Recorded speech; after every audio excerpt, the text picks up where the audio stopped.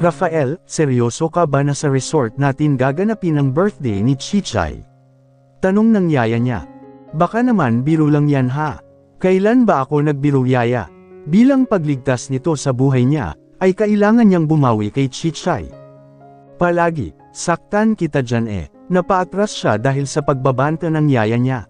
Masama niya itong tinitigan dahil kung kailan ito tumanda ay saka naging masama ang tabas ng dila nito. Oh, ba't ganyan ka makatingin? Lalaban ka sa akin. Hindi po ako lumalaban sa mga kuba, pabulong niyang sabi na halatang umabot pa rin sa pandinig nito, base sa tingin nito sa kanya. Ulitin mo nga yung sinabi mo Rafael. Ulitin mo nga. Ang alin yaya, pagmamaang maangan niya, yung sinabi mo ngayon lang. Alin po doon? Sa dami ng sinabi ko ngayong araw, matatandaan ko pa ba yun? Nang dumating si Mang Berto ay hinatak niya ang damit ng matanda para makapagtago siya sa likuran nito. Umalis ka dyan kung ayaw mong magulpi Berto. Ano na naman ba ang problema mo Pasita? Tanong ni Mang Berto dito. Abay lagi ka nalang galit dito kay Rafael Ano ka, naglilihi? Ewan ko ba dyan Mang Berto? Hindi yata sinagot ni Mang Berting kaya nagkakaganiyan yan si Yaya sabi niya dahilan para mas lalong minus ang yaya niya. Paano nga naman magugustuhan ni Mang Berting yan kung ganyan ang ugali niyan di ba? Hayaan mo na, Pasita. Marami pa namang lalaki riyan kaya wag kang mawalan ng pag-asa, sabi ni Mang Berto dito. Kung ayaw ni Berting sa iyo, edi wag di ba? Siya naman ang nawalan, hindi ikaw. Masama kasi ang ugali kaya inayawan ni Mang Berting, bulong niya kay Mang Berto. Siguro tadhana na ang gumawa ang paraan para hindi mapunta si Mang Berting sa kanya. Nagulat na lang siya nang bigla nitong hatakin ng malakas si Mang Berto. May kapayatan kasi si Mang Berto kaya isang hatik lang ng yaya niya ay nadala agad ito. Yaya, pwede bang huminahon lang kayo? Hindi niyo ba alam na tuwang-tuwa ang mga demonyo kapag nakikita nilang nagkakaganiyan ka? Huminga ka ng malalim yaya. Isipin mo muna kung tama ba ang gagawin mo o mali. Masyado kayong magagalitin. Nang sumulpot si Chichay ay biglang nanlambot ang hitsura ng yaya niya. Hanep, kailan pa nito naging kahinaan si Chichay? Hiha nag-impake ka na ba? Tanong ng yaya niya kay Chichay. Mag-impake ka na dahil aalis na tayo maya-maya. Siguradong magiging memorable ang kaarawan mong to dahil sa resort tayo magsi-celebrate. Tapos na po ako mag-impake, Aling Pasita. Gusto ko na pong lumublob sa tubig. Excited na sabi ni Chichay habang bahagya pang tumatalon-talon dahil sa sobrang galit. Maraming salamat po senyorito. Habang tumatagal po, nagiging mabait na po kayo sa akin at hindi ko po inaasahan iyon. Hindi siya nagsalita. Simula kahapon, ay lihim niyang pinagmamasdan ang mga kilos nito. Hindi kasi normal na napatay nito ang ahas sa isang tira lang. Kahit ang mga kaibigan niya ay hindi kayang gawin ang ginawa ni Chichay kahapon. Senyorito, may problema po ba? Tanong ni Chichay nang mapansin nito na natahimik siya. Iniisip niyo po ba ang magiging gastos niyo kapag nag-resort tayo? Umiling siya. Kung ganoon, ano po ang iniisip niyo? Wala naman. Aakala ko po meron Hinarap na nito ang yaya niya pati na si Mang Berto. Nag-impake na rin po ba kayong dalawa? Kumilos na po kayo kung hindi pa. Si Pasita nag-impake na yan pero ako mamaya pa ako mag-iimpake. Sagot ni Mang Berto dito kaya mabilis niya itong nilapitan at inakbayin. Mang Berto tulungan ko na po kayo, presinta niya. Kaya na po sa kwarto niyo para pagdating ni na Ricky ay aalis na lang tayo. Bakit tutulungan mo pa ako? Para po mapabilis ang pag-iimpake niyo. Aniya, halika na po Mang Berto. Sa pilitan niyang iginiya ang matanda papunta sa kwarto nito. Pagdating nila sa kwarto ni Mang Berto ay pabagsak siyang naupo sa kama nito. May problema ba iho? Mang Berto, alam mo bang pinatay ni Chichay yung ahas kahapon? O tapos, pinatay niya ang ahas sa pamamagitan lang ng kutsilyo. O ngayon, nakapagtataka yun diba? Anong nakapagtataka roon? Yung iba nga kayang pumatay ng ahas gamit lang ang kahoy Hindi yata na-gets ni Mang Berto ang nais niyang iparating dito. At saka, ano ba ang kataka-taka sa mga ginagawa ni Chichay? Marami naman talagang ginagawa yan na mahirap maintindihan. May mga bagay po kasi na pumapasok sa isip ko Mang Berto, sabi niya rito. Kahit ikaw, marami kang napapansin sa kanya diba? Medyo, Nasabi niyo sa akin dati na tumalon siya mula sa second floor ng bahay ko hanggang sa ibaba ng walang kahirap-hirap, di ba? Kahit sino sa atin hindi kayang gawin yun eh. Kahit bayaran ko ang mga kaibigan ko, ay sigurado akong hindi nila magagawa ang ginawa ni Chichay. Kaya nilang talunin yun iho. Kahit ako, kaya kong tumalon dun eh. Kaya nyo, ang tanong niya. Kaya ko, Kaya ko pero orthopedic ang bagsak ko pagkatapos. Ang taas-taas nun eh. Sabi ko nga sa iyo, walang nakakagawa nun kundi si Chichay lang. Si Chichay lang ang sakalam. Para kayong bata, sabi niya rito. Seryoso akong nagtatanong tapos puro kayo biro dyan. Tuluyan na siyang humiga sa kama nito. Mang Berto, yung bahay ko sa kabila. Tingnan-tingnan nyo habang wala ako, sabi niya. Dadalawin ko lang ang mga magulang ko sa France at magtatagal ako ng 2 linggo roon. Naku po. Bakit biglaan yata? Pwede ba akong sumama sa iyo? Ha? Ayaw ko kasing maiwan dito kasama sina Pasita at Chichay dahil wala namang gagawin ang 2 yun kundi bigyan ako ng problema. Siguradong tulog lang ang magiging pahinga ko kapag iniwan mo ako rito. Alam mo naman na ikaw lang ang kaatikus sa problema sa 2 yun tapos aalis ka pa. Kaya nga po aalis muna ako eh. Huwag kang ganyan. Huwag mo akong iwanan dito. Hindi ko alam kung anong magiging kapalaran ko kapag umalis ka. Nagulat sila ni Mang Berto nang pabalyang bumukas ang pinto ng kwarto nito at iniluwa nito sina Chichay at ang yaya Pasita niya. Hindi ba kayo marunong kumatok? Paano pala kung nakahubad kami rito? E di nakita nyo na. Ba't ba kayo nandito? Ang tagal nyo kasing lumabas eh, bali walang sabi ng yaya niya. Malay ko ba kung tatakas na naman kayong dalawa? At saan naman kami pupunta? Tanong ni Mang Berto dito na minamadali na ang pag-iimpake. Anong akala mo sa amin si Spider-Man na kayang talunin tong bintana para lang makatakas? Lumabas na muna kayo, pagtatiboy niya sa 2 babae na masamang nakatingin sa mga gamit ni Mang Berto. Yaya, nababaliw ka na ba? Lagi mo ba tong ginagawa kay Mang Berto? Para kayong hindi mga babae ah. Aling Pasita, lumabas na po tayo, pag-aaya ni Chichay sa yaya niya. Mali po tong ginagawa natin eh. Hintayin na lang po natin sila sa labas dahil naaabala po natin sila. Nagkatinginan sila ni Mang Berto dahil pareho silang nabigla sa sinabi ni Chichay. Fair na po, uminom po muna tayo ng kape roon habang hinihintay sila. Lalabas din po ang mga yan maya-maya. O siya, sige, halika na. Inaalalayan ni Chichay palabas ang yaya niya at maingat din itong isinara ang pinto ng kwarto ni Mang Berto. Talaga bang si Chichay yun? Napailing si Mang Berto. Himala, ngayon ko lang narinig na may kabuluhan ang mga sinabi niya ah. Ba't parang ang tali-talino niya na ngayon? Parang may nag-iba sa kanya. Sinapian ba siya? Hindi ko nga rin po alam eh.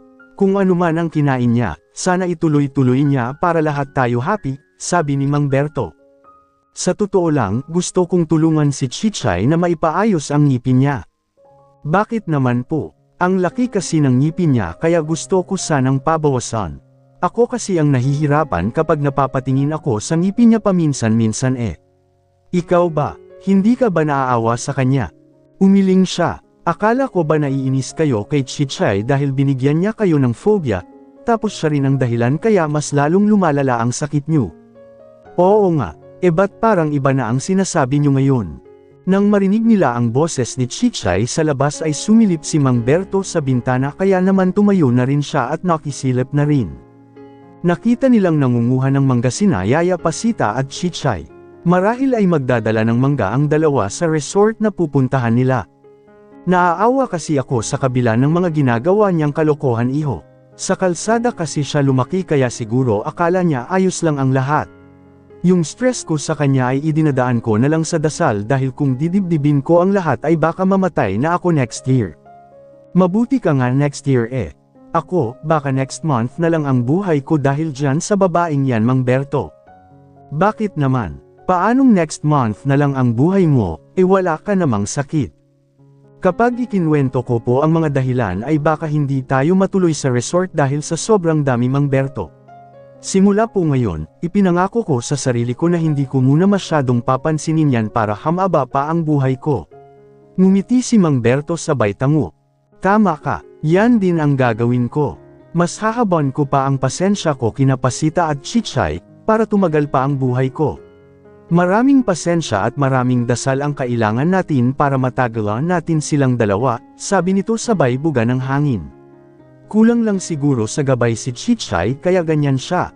Senyorito, pwede po bang kumain na lang tayo sa labas kaysa pumunta sa resort? Naisip ko kasi na mapapagod kayo sa pagmamaneho kapag sa resort pa natin ginanap ang birthday ko. Sa restaurant na lang po tayo o kaya po sa bar. Yumigkas ang kilay niya dahil sa naging pahayag ni Chichay. Paiba-iba kasi ang gusto ng babaeng ta kaya hindi niya malaman kung dapat niya ba itong pagbigyan sa gusto nito o baliwalain na lang.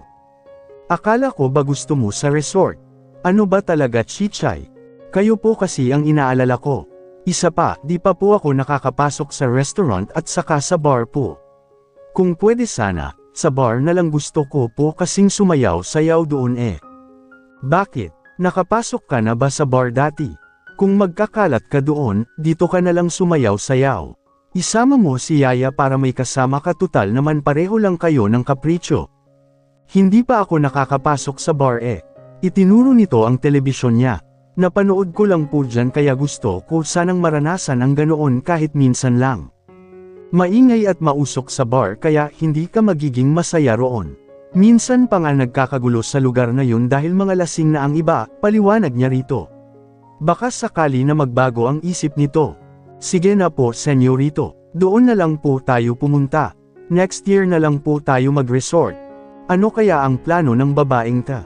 Balak ba nitong manlalaki sa bar? Senyorito magbibihis na po ako ha. Hindi pa ako pumapayag Chichay. Ano po ba ang pwede kong gawin para pumayag kayo? Gusto niyo po bang i-kiss ko kayo? Wala, sige na kasi senyorito, pamimilit pa rin ito pero Marlin siyang umiling dahil ang bar ay isa sa mga lugar na ayaw niyang pinupuntahan. Kiss na lang kita, gusto mong mapitik yang nguso mo ng 1,000 beses. Alam kong hindi ka maganda, pero sana wag kang gagawa ng mga bagay na ikasisira ng buhay mo. Bakit niya pa ba ito pinapayuhan gayong hindi naman siya nito maiintindihan? Nagsasayang lang siya ng laway. Sa kabila ng mga payo niya, ay ngumusong-nguso pa rin ito na akala mo asong nauuhaw. Kakaiba talaga ang babaeng ta. Ano kaya ang mga itinuturo rito ng yaya niya para magkaganyan ito? Pinapanood kaya ito ng yaya niya ng mga videos? Nang akmang ilalapat nito ang nguso nito sa labi niya, ay mabilis niyang iniharang ang palad niya sa nguso nito sabay atras. Sige na, magbihis ka na. Sa bar tayo pupunta kagaya ng gusto mo. Pakisabihan na rin sina Yaya at Mang Berto para alam nila na bar ang pupuntahan natin at hindi na sa resort. Diretso niyang sabi sabay alis papunta sa labas ng bahay niya, para makasagap ng sariwang hangin. Dapat niya bang sundin ang babaeng yun? Di ba dapat siya ang masunod dahil siya ang boss sa bahay na ta? Natawa siya ng pagkakatiyo ng eksaktong nadatnan ni Xander, Miguel at Ricky kaya napatitig sa kanya ang tatlo na may kasamang pagtataka. May dalang mga gamit ang mga kaibigan niya dahil nga ang pagkakaalam ng mga ito ay sa resort sila pupunta pero mauuwi lang pala sa bar. Anong nangyayari sa iyo? Tanong ni Ricky habang pinag-aralan nito ang mukha niya. Halatang iniisip nito na nababaliw na siya dahil tumatawa na siyang mag-isa. Mukhang alanganin ang pagsama namin sa iyo sa resort ah.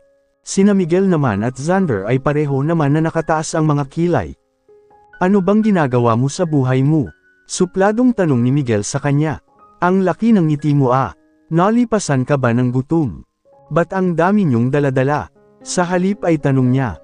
Parang hindi na kayo babalik dito sa Maynila ah.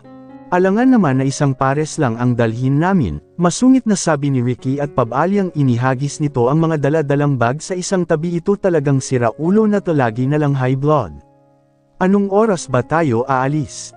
Hindi na tayo matutuloy sa resort. Impormo niya sa tatlo. Kung nakamamatay ang tingin ng mga ito, ay tiyak na kanina pa siya bumulagta sa lupa ng kinatatayuan niya. Ano? Ulitin mo nga, hindi na tayo matutuloy. Sa sobrang inis ni Ricky sa kanya, ay dinampot ulit nito ang mga bag na inihagis nito kanina at pagkatapos ay ibinato nito ang mga iyon sa kanya. Gago ka, minadali-madali mo pa kami tapos hindi naman pala tayo matutuloy. Kung sinabi mo agad, hindi na sana kami nagpunta pa dito. Ginagago mo ba kami? Galit na rin na tanong ni Miguel. Paano? Kinulit-kulit niya ang mga ito kagabi na maaga silang aalis mamayang madaling araw. kaya sinabi niya na pumunta dito ng maaga tapos hindi pala matutuloy. Kung tutuusin, wala siyang kasalanan dahil sinunod niya lang naman ang gusto ni Chichay. Bakit hindi na tayo matutuloy? Halos magdamag mo kaming kinulit-kulit. Ni hindi nga kami nakatulog ng maayos dahil sa kakulaitan mo, tapos sasabihin mo lang ngayon hindi na tayo matutuloy. Hinubad ni Miguel ang suot nitong sapatos at mabilis iyon na ibinato sa kanya. Akala niya ay tatama iyon sa mukha niya pero hindi iyon nangyari dahil nasalo ni Chichay ang sapatos na ibinato ng kaibigan niya. Ano pong problema? Seryosong tanong ni Chichay kay Miguel habang seryoso ang mukha nito. Bakit nananakit po kayo? Hinawakan niya ang kamay ni Chichay dahil pakiramdam niya ay susugurin nito ang mga kaibigan niya. May problema po ba rito? Tanong pa nito. Sabay na umiling sina Miguel at Ricky samantalang si Xander ay halatang walang pakialam. Akala ko kasi may problema eh. Wala kaming problema dito Chichay, sabi niya rito. Nang mapansin niya na nakahawak pa rin ang kamay niya rito, ay mabilis niyang binawi iyon at itinago niya na lang sa likod niya. Nakita pala ng mga kaibigan niya ang ginawa niya kaya sabay-sabay na umismid ang tatlo. Matutuloy ba tayo sa resort o hindi? Tanong ni Ricky sa kanya sa nanggigigil na tono. Hindi na po tayo matutuloy dahil pinakiusapan ko po si Rafael na sa bar na lang ganapin ang birthday ko, paliwanag ni Chichay sa kaibigan niya. Pasensya na kayo kung naistorbo namin kayo. Hindi si Rafael ang may kasalanan kundi ako, dagdag pa nito. Pakiramdam niya, sobrang talino ni Chichay habang nakikipag-usap ito sa mga kaibigan niya. Bilang bawi sa inyo, libre ko lahat ng inumin niyo sa bar na pupuntahan natin. Bar? Sa bar tayo pupunta mamaya. Tanong ni Miguel, bakit doon? Hindi pa kasi ako nakakapasok sa bar kaya gusto ko sanang subukan ngayon, paliwanag ni Chichay dito. Bakit sa bar? Hindi mo ba alam na maingay doon at saka mausok? At saka, buntis ka diba? Gusto mo bang may mangyaring masama sa inyo ng anak mo? Buntis? Paano naman ako magiging buntis? Eh wala naman akong boyfriend. Bigla siyang pinagpawisan sa naging sagot ni Chichay kay Ricky kaya inilang hakbang niya ang pagitan nila ng kaibigan niya para takpan ang bibig nito. Ba't ba ang ingay mo? Inis niyang sabi sa kaibigan niya. Itikong mo nga yung bibig mo. Mapapahamak ako sa iyo eh. Senyorito kayo po ba ang nagkwento sa kanila na buntis ako? Tanong sa kanya ni Chichay na ngayon ay nakakross na ang mga braso nito, habang seryosong nakatitig sa kanya. Bakit kailangan niyang kabahan? Alam ba nito kung ano ang buntis? Hindi siya dapat matakot dahil hindi naman nito ang alam kung ano ba ang kahulugan ng salitang buntis. Paano nangyari na nabuntis ako? Sa pagkakaalam ko kasi, ay wala pa namang nangyayari sa ating dalawa para mabuntis ako. Imposible naman na mabuntis ako nang walang nakakasama sa kama. Ba't parang tumulino si Chichay ngayon? Nontog ba ito sa kung saan kaya naging active ang utak nito? Wala akong sinasabing ganon, tanggi niya. Wala akong alam sa mga sinasabi nila dahil puro lang ako trabaho. Ano? Halos lumuwa ang mata ni Ricky at Miguel sa sobrang inis sa kanya habang si Xander naman ay pinili na lamang na umupo sa isang tabi at ipinikit ang mga mata. Sigurado siyang pagbabantaan nito ang buhay niya mamaya. Akala ko patay na ang lahat ng mga tanga. May natira pa pala rito, parinig ni Miguel sa kanya. Sa totoo lang, ang sarap manapak ng tanga ngayon. Hinarap ni Miguel si Chichay. So, hindi totoong buntis ka. Nang umiling si Chichay ay alam niyang katapusan na ng buhay niya. Bakit nga ako mabubuntis? Walang dahilan para mabuntis ako dahil wala pa akong nagiging boyfriend simula pa noon. Ano? Hinayla ni Ricky ng bahagya ang buhok niya. Gago ka talaga. Wala kang kwenta. Hayop ka. Mamaya ka sa akin. Ililibing kita ng buhay kapag nagkaroon ako ng pagkakataon Montecillo. Lahat na yata ng pagbabanta ay sinabi na nito sa kanya, kaya bago pa man siya matuluyan ay tumakas na siya at mabilis na nagtago sa kwarto niya.